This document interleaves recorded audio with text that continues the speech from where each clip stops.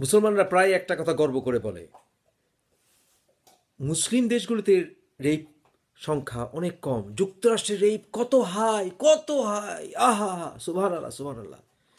কিন্তু যে জিনিসটি বলে না সেটা হচ্ছে বিশ্বের সবচেয়ে করাপ্ট ল এনফোর্সিং অফিসার্স, অর্থাৎ পুলিশ বলেন, কোর্ট বলেন, আদালত যা আছে সব মুসলিম কান্ট্রিগুলোর শীর্ষে। এই দেশে মেয়েরা, অর্থাৎ মুসলিম দেশগুলিতে মেয়েরা পুলিশের কাছে গেলে উল্টা নাজেহাল হতে হয়, এবং সেখানে পুলিশের কাছে কোনো নালিশ করলে উল্টো যারা রেপ করে তারা রেপ ভিকটিমকে হুমকি ধামকি দেয়, গ্রাম ছাড়া করে।